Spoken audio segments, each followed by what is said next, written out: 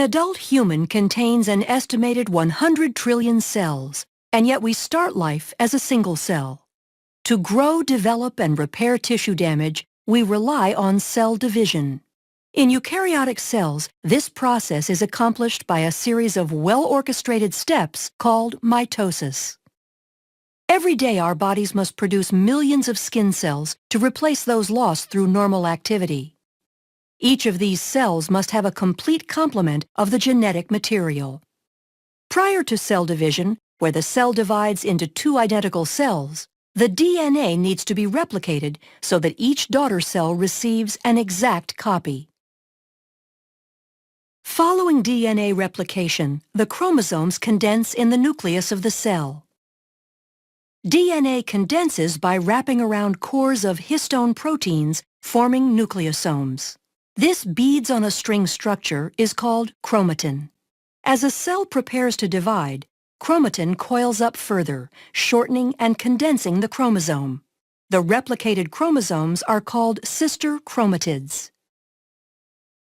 The replication of DNA and the formation of sister chromatids is one part of the entire cell cycle. To prepare for cell division, the cell goes through interphase, which can be divided into three distinct phases.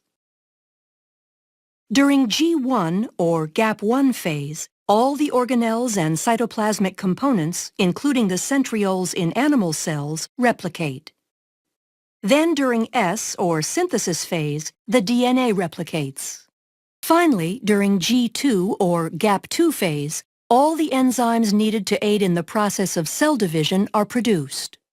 Most eukaryotic cells spend a great deal of time in interphase, and a very short period of time actually dividing, a process called mitosis. The cell is now ready to go through mitosis, which consists of prophase, metaphase, anaphase, and telophase. During prophase, the chromosomes condense and become visible, appearing as two sister chromatids held together at the centromere. The cytoskeleton disassembles as the spindle begins to form. In animal cells, centrioles play an important role in the distribution of the chromosomes in the dividing cell. The centrioles migrate to opposite poles, establishing a bridge of microtubules called the spindle apparatus, and the nuclear envelope breaks down. Towards the end of prophase, chromosomes attach, by proteins in their centromeres called kinetochores, to microtubules from each pole, moving the chromosomes toward the equator of the cell. During metaphase, all chromosomes are aligned at the equator of the cell, called the metaphase plate. Anaphase begins with the degradation of proteins that hold sister chromatids together, freeing individual chromosomes.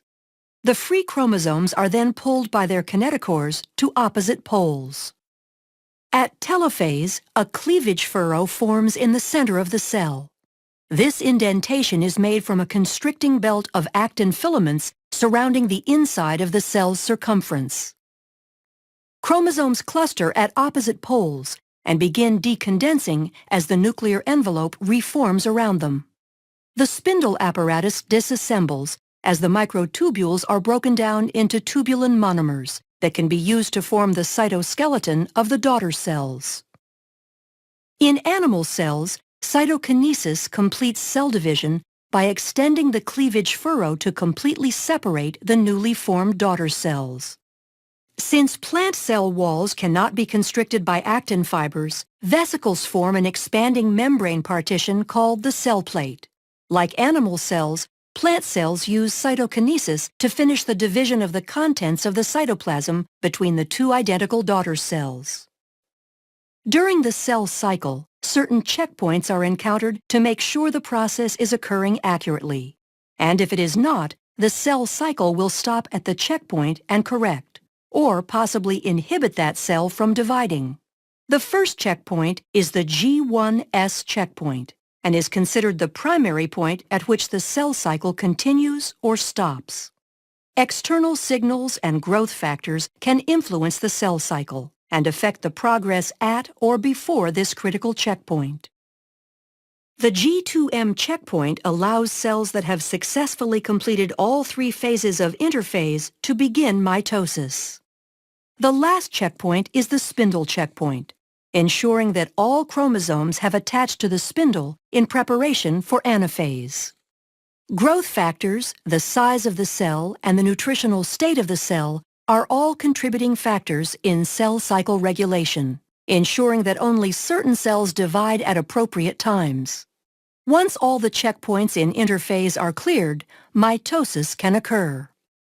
From interphase to cytokinesis, the entire process of cell division can take on average 10 to 20 hours in a typical plant or animal cell.